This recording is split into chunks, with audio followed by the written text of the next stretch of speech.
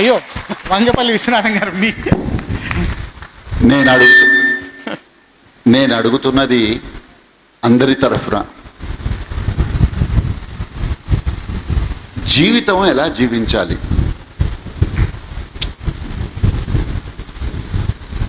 ఇప్పుడు సమయం తక్కువ కాబట్టి క్లుప్తమైన సమాధానం. ఈరోజు సంకల్పం చెప్పుకుని ఒక చక్కని పుస్తకం ఇది. నేను జీవితాన్ని ఎలా జీవించాలి, మీ ప్రశ్న అడగగానే నాకు గుర్తొచ్చింది బుచ్చిబాబు నవల గుర్తొచ్చిందండి. చివరకు మిగిలేదు. ఇదే ప్రశ్నతో ఆ నవలంతా సాగుతుంది. అందులో ఉన్న కథానాయిక ఒక కవర్ ఇస్తుంది. ఈ కవరు చిట్ట చివరికి నువ్వు ఓపెన్ చేసి చూడు, జీవితం అంటే ఏమిటో తెలుస్తుంది అంటుంది. కథ అంతా చెప్పను కానీ ఆ కవర్ అలాగే మర్చిపోతాడు. ఒక చిట్ట చివరి దశకు వచ్చేవరకు ఆ కవర్ గుర్తొస్తుంది. జీవితం అంటే ఏమిటో తెలుసుకోవాలంటే అది ఓపెన్ చేయమని చెప్పేసి అంటారు. కవరు ఓపెన్ చేస్తాడు, ఆతృతగా చూస్తూ ఉంటాడు. అందులో ఒక తెల్ల కాగితం మాత్రమే ఉంటుంది, దాని మీద ఏమీ ఉండదు. జీవితం ఎలా ఉండాలంటే స్వచ్ఛంగా ఉండాలి. నిద్ర లేచిన దగ్గర నుంచి నిద్రపోయే వరకు కూడా. మళ్ళీ మన తర్వాత ఎవరో వచ్చి ఈ జీవితాన్ని జీవిస్తారు అన్నంత పవిత్రంగా జీవితాన్ని జీవించగలగడమే పరిపూర్ణమైనటువంటి విషయం. సదాలోచన, స్వచ్ఛత. విస్లావా జంబోరిస్కా అని ఒక పోలిష్ పోయిటెస్ ఉంది. మొన్ననే చనిపోయింది ఆవిడ, పోయిన ఫిబ్రవరిలో.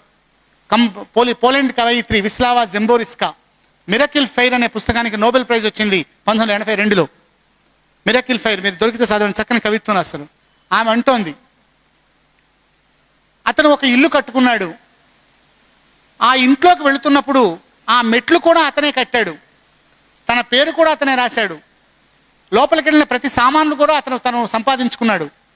తను వెళ్ళిపోయిన తర్వాత ఆ గదిని ఎవరో వాడుకుంటారు, వాళ్ళకి సౌకర్యంగా ఉండాలి అని అంత అందంగా ఆ గదిని తీర్చిదిద్దుకున్నాడు. అతని డైరీలో చనిపోయిన మిత్రుల యొక్క ఫోన్ నెంబర్లు ఏవి కొట్టివేయలేదు. ఎందుకంటే తాను వాళ్ళని కలం ద్వారా చంపడం ఇష్టం లేదు. ఎందుకంటే వాళ్ళ మనసులో తన మనసులో వాళ్ళు బతికే ఉన్నారు కనుక. ప్రతి మనిషిని కూడా ప్రేమించేటటువంటి జీవితమే జీవితం. ద్వేషించినంత కాలం మృత్యు క్షణాలే. మీరు ఒక మనిషిని ద్వేషిస్తున్నారంటే ఆ మేరకు మీరు చచ్చిపోయారు ఆ రోజు, అంతే. ద్వేషించొద్దు, ప్రేమించండి. శత్రువుని కూడా ప్రేమించండి. మీరు అలాగే చెప్తారు కదా సార్ మీరు శత్రువుని. ఇవాళ నాకు ఒక మిత్రులకు సంబంధించినటువంటి ఒక కథ చెప్తాను మీకు. బహుశా ఈ కథ చాలా మందికి తెలిసే ఉంటుంది, అయినా మీరు వినండి. మీకు చాలా మంది ఫ్రెండ్స్ పిచ్చి ఉంటుంది. నాకు ఉంది ఫ్రెండ్స్. ఎంతమంది ఫ్రెండ్స్ అంటే బోల్డ్ మంది ఫ్రెండ్స్ ఉన్నారు. సినిమా చూపిస్తే ఫ్రెండు, సినిమా చూపించకపోతే శత్రువు. సెల్ ఫోన్లో మాట్లాడిస్తే ఫ్రెండు, ఛార్జింగ్ చేయించకపోతే శత్రువు. ఫోన్ చేసి చెప్తే ఇట్లాంటి ఫ్రెండ్షిప్ కాదు. ఒక మల్టీ మిలియనీర్కి ఒక కొడుకున్నట్ట, వాడికి బోల్డ్ మంది స్నేహితులు ఉన్నారట. ఎంతమంది ఉన్నారంటే ఒకరోజు వాళ్ళ నాన్న అడిగారు, నీకు ఎంతమంది స్నేహితులు ఉన్నారా అంటే, నాకు దాదాపుగా 10,000 ఫ్రెండ్స్ ఉన్నారన్నట్ట. నువ్వు చాలా అదృష్టవంతుడివి, నాకు 10,000 ఫ్రెండ్స్ లేరు, ఇంత జీవితం గడిపాను, నాకు 1.5 స్నేహితులు ఉన్నారన్నట్ట. 1.5 స్నేహితుడు ఏమిటి అన్నట్ట. 1.5 స్నేహితుడే నాకున్నది. ఎలాగా? నువ్వైతే దురదృష్టవంతుడు డాడీ, నాకు 10,000 మంది ఉన్నారు, నీకు 1.5 ఫ్రెండ్ ఏమిటి? 1.5 ఫ్రెండ్ ఏమిటి చెప్తాను చూడు. ఒక పని చేద్దాం, మన ఇద్దరం పందెం పెట్టుకుందాం. నువ్వు వెళ్ళి ఒక పంది పిల్లని పట్టుకురా, ఆ పంది పిల్లని చంపేద్దాం, మూట కడదాం. మూట కట్టి ఒక పసిపిల్లని చంపాను అని చెప్పి మీ స్నేహితులు ఇళ్ళకి వెళ్ళు, నిన్ను ఎవరు రక్షిస్తారో అని చూద్దాం. మా ఫ్రెండ్స్ అందరూ నన్ను రక్షిస్తారని చెప్పేట. సరే వెళ్ళు అని ఒక పందిని తీసుకొచ్చి చంపి గుడ్డ చుట్టేసి ఒక స్నేహితుడి దగ్గరికి వెళ్ళాడు. అనుకోకుండా నేను ఒక అమ్మాయిని ప్రేమించాను, ఆ అమ్మాయి పిల్లడు పుట్టాడు, ఆ పిల్లని నేను చంపేసేసాను, నన్ను పోలీసులు నా వెంట పడుతున్నారు, నన్ను రక్షిస్తావా అన్నట్టు. రావద్దు మా నాన్న ఊరుకోడరా అని చెప్పేసి 10,000 మందిలో 10,000 మంది వాళ్ళని తరిమి కొంతమంది పోలీసులకు కూడా ఫోన్ చేశారు వాడు ఇక్కడే ఉన్నాడని. నిజంగా పోలీసులు వీడు వెంట బాధ మొదలెట్టారు. పోలీసులు చేసి ఎక్కడో ఒక పసిపిల్లాన్ని శవాన్ని తీసుకొని పరిగెడుతున్నారని. డాడీ నిజంగానే పోలీసులు వస్తున్నారు, పట్టేసుకుంటారు, ఎట్లాగంటే డోంట్ వర్రీ, నాకు 1.5 స్నేహితులు ఉన్నారు కదా, వాళ్ళ అడ్రస్ ఇస్తాను, నువ్వు వాళ్ళ దగ్గరికి వెళ్ళు. ముందు 1/2 స్నేహితుడి దగ్గరికి వెళ్ళు, తర్వాత 1 స్నేహితుడి దగ్గరికి వెళ్ళు అనేసరికి ముందు 1/2 స్నేహితుడి దగ్గరికి వెళ్ళాట. తలుపు తట్టాడు. రాత్రి 12 అవుతోంది. అయ్యా నేను ఫలానా సుబ్బారావు గారి అబ్బాయినండి. ఓ, నా అర స్నేహితుడు కొడుక, నిన్ను ఎప్పుడు చూడలేదయ్యా. ఏమిటంటే, లేదండి నేను ఒక అమ్మాయిని మోసం చేశాను, బిడ్డని కన్నాను, ఆ బిడ్డని చంపేశాను, ఆ చేతిలో ఇట్లా ఉంది, ఆ పోలీసులు తనువుకు వస్తున్నారు, నన్ను రక్షించాలి మీరు. నువ్వు సుబ్బారావు కొడుకు కదా, నేను రక్షిస్తాను, కానీ కొంతవరకు ముందు ఆ శవాన్ని మా ఇంట్లో పడేసి నువ్వు వెళ్ళిపో, అంతవరకు నేను సాయం చేస్తాను అన్నట్ట. బాగుందని ఆ శవాన్ని అక్కడ పడేసి వెళ్ళాడు.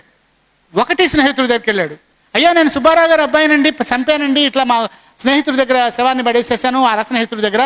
అంటే ఏం భయం లేదు, భోజనం చేసావా నువ్వు, రా ముందు భోజనం చేయి, హాయిగా కూర్చో, మంచిగా ఆనందిస్తూ ఉండు, పాటలు వింటూ ఉండు, అమ్మాయి మా సుబ్బారావు కొడుకు వచ్చాడు భోజనం పెట్టు, నీకేం భయం లేదు అంటే.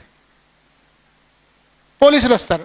ఏమండి ఒక దొంగ లోపలికి దూరాడు, హంతకుడు దూరాడంటే, హంతకుడు ఎవరు లేరండి, మీరు హంతకుడు కోసం వెతుకుతున్నారా, నేనే హత్య చేశాను, ఒక పసిపిల్లాడిని హత్య చేశాను, కావలిస్తే శవం ఫలానా చోట దాచిపెట్టానండి. వెళ్తాడు.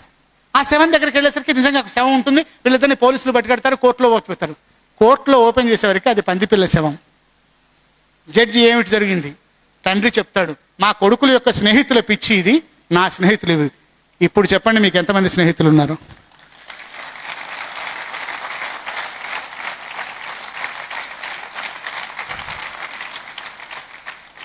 జీవితాన్ని జీవించడం అంటే అలాంటి స్నేహితులు అర స్నేహితులు కాదు, పావు స్నేహితులు ఉన్నా చాలు.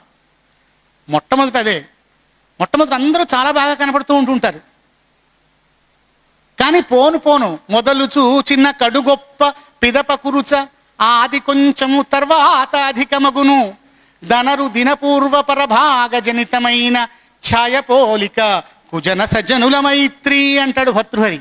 అర్థం ఏమిటంటే, చెడ్డవాళ్లతో స్నేహం మంచి వాళ్ళతో స్నేహం ఎలా ఉంటుందంటే, చెడ్డవాళ్లతో స్నేహం అట మొదలు చూచిన కడు గొప్ప, మొట్టమొదటి అసలు ఇది కావలించుకొని ముద్దులు పెట్టుకొని అసలు ఎట్లా చేస్తాడంటే నువ్వేరా గొప్పవాడివి అంటుంటాడు.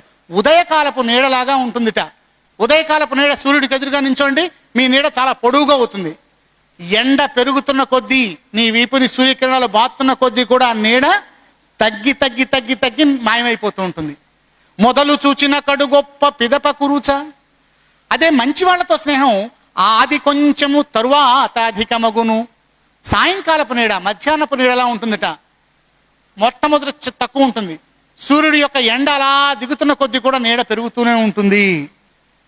ధనరు దిన పూర్వ పరభాగ జనితమైన ఛాయపోలిక కుజన సజ్జనుల మైత్రి. మీ యొక్క ఆలోచనలు ప్రభావితం చేసేటటువంటి మీ తల్లిదండ్రుల కన్నా కూడా మీరు స్నేహితులతో తిరిగే వాళ్ళ మీద ఆధారపడింది. పాజిటివ్ ఎనర్జీ ఇచ్చే స్నేహితులు, పాజిటివ్ గైడెన్స్ ఇచ్చే స్నేహితులు దొరకడం ఒక మంచి వరం. తల్లిదండ్రులను మీరు ఎంచుకోలేదు, కానీ స్నేహితుడిని మీరు ఎంచుకోవచ్చు.